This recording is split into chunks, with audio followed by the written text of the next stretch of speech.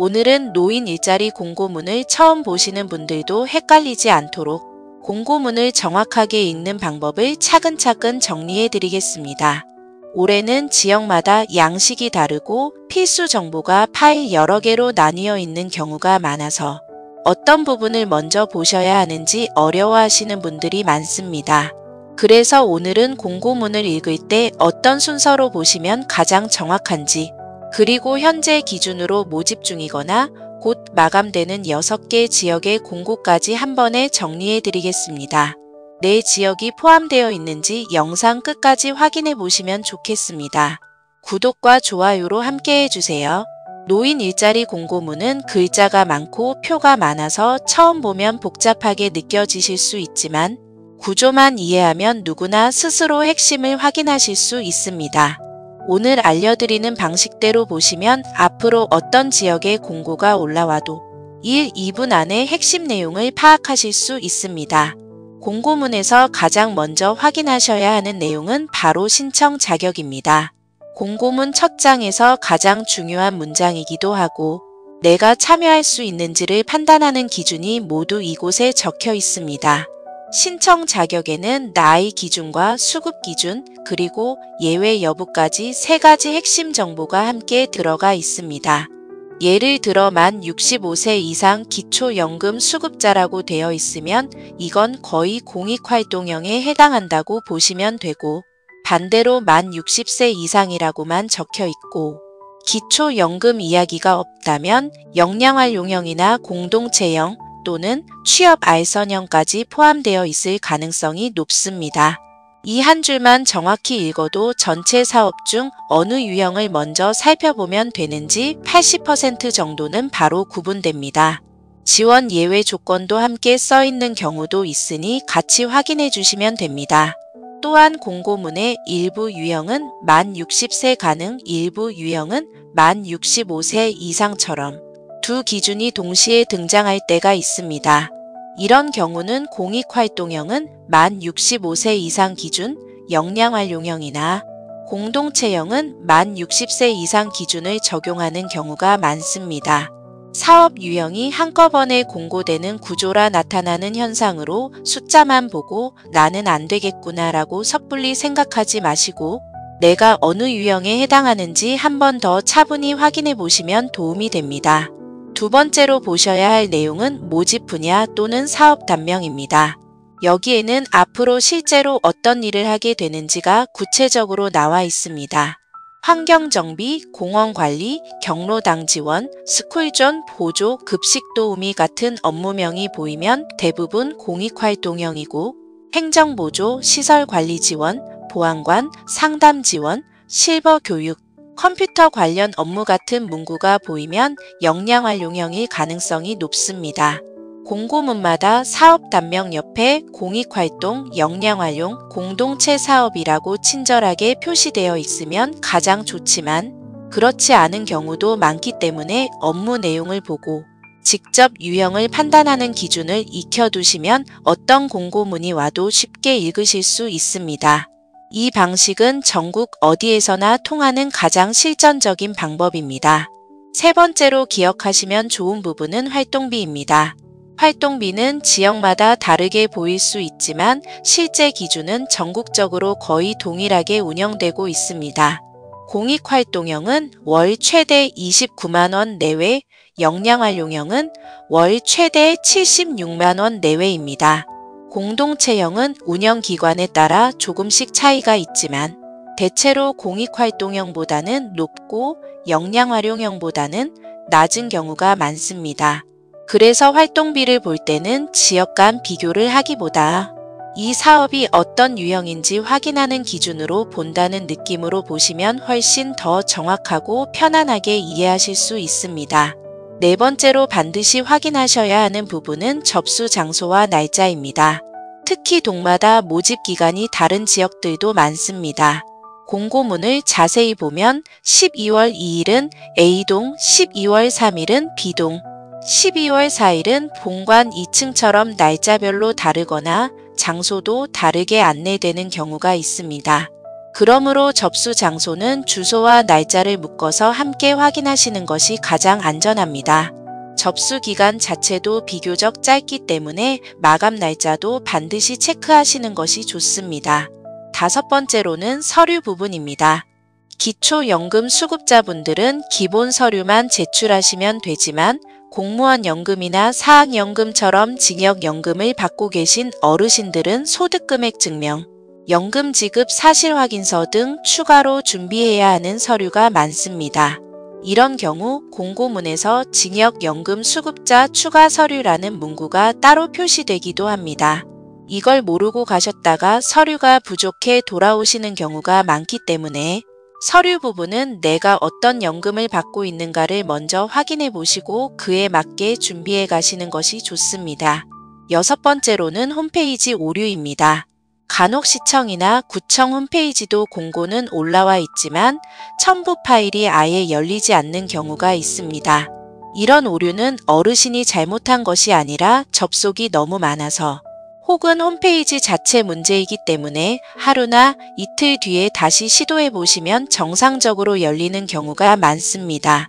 첨부 파일이 열려야 정확한 조건과 서류를 확인할 수 있으니 이런 경우에는 조금만 기다리셨다가 다시 확인해 보시면 됩니다. 이렇게 공고문을 읽을 때는 신청 자격, 모집 분야, 활동비, 접수 날짜와 장소, 서류 확인 첨부 파일 상태 순서로 보시면 가장 빠르고 정확하게 전체 내용을 이해하실 수 있습니다. 그리고 많은 분들이 헷갈려 하시는 부분인데요. 모든 유형 지원은 가능할 수 있으나 점수가 높은 지역이 당연히 합격할 확률이 높을 것이고 어르신 한 분당 한 가지 유형에서만 활동 가능하시다는 점 알아두시면 좋겠습니다. 이제 현재 기준으로 모집 중이거나 마감이 임박한 6개 지역을 차례대로 정리해 드리겠습니다. 군포시는 마감이 12월 4일로 가장 빠른 지역입니다. 군포의 가장 큰 특징은 날짜별로 접수 지역이 다르다는 점입니다. 12월 2일은 금정동, 제궁동, 대야미동, 송부동이고 다음 날은 또 다른 동들 이렇게 지역별로 상이합니다. 군포시는 공익활동형이 가장 많이 보이지만 시 전체로 보면 4가지 유형을 다 같이 신청받고 있습니다. 기간이 매우 짧기 때문에 군포 거주 어르신들은 빠르게 확인해 보시는 것이 좋습니다. 양주시의 접수 마감일은 12월 5일입니다. 양주시도 모든 사업 유형에서 참여자를 모집하고 있습니다. 단 국민기초생활수급자, 장기요양 등급 한정자, 건강보험 직장 가입자는 참여가 불가능하다는 점을 명시하고 있습니다. 또한 양주시를 포함하여 거의 모든 지역이 방문 접수를 받고 있다는 점도 알려드립니다. 춘천시도 공익활동형, 역량활용형, 공동체형이 모두 운영되는 지역이며 12월 5일까지 접수가 진행됩니다. 다른 지역과 가장 크게 다른 점은 면접 절차가 있다는 것입니다. 12월 말에 순차적으로 연락을 드리고 상담과 면접을 통해 최종 참여 여부가 결정되는 방식입니다. 타 지역들도 면접이 있을 수 있는데요. 그래서 면접 팁을 말씀드리겠습니다. 면접은 어렵게 생각하실 필요는 없습니다. 주로 활동 가능 시간, 이동 가능 여부, 희망하는 사업단을 확인하는 간단한 상담 형식으로 진행됩니다. 면접을 준비하실 때는 평소 활동 가능 요일과 시간을 미리 정리해 두시면 좋고 어떤 일이 편하고 어떤 일은 힘든지 건강상 가능한 업무 범위를 솔직하게 말씀해 주시면 부담 없이 참여하실 수 있습니다. 또 하나 기억하시면 좋은 점은 면접에서는 이력서처럼 긴 설명을 드릴 필요는 없고 무엇을 잘하겠다는 표현보다 어떤 환경에서 편하게 일할 수 있다는 식으로 정리해 주시는 것이 더 좋습니다. 예를 들어 이동거리가 멀면 부담이 된다든지 실내 근무가 편하다든지 밝은 사람들과 함께 일하는 환경이 좋다든지 이런 부분을 간단히 말씀해 주시면 면접 담당자분들이 어르신에게 맞는 사업단을 더 정확하게 연결해 드릴 수 있습니다. 그리고 면접 때는 지나치게 긴장하지 않으셔도 됩니다. 춘천시의 면접은 평가를 위한 면접이라기보다는 배치 적합성을 확인하는 자리에 가깝습니다.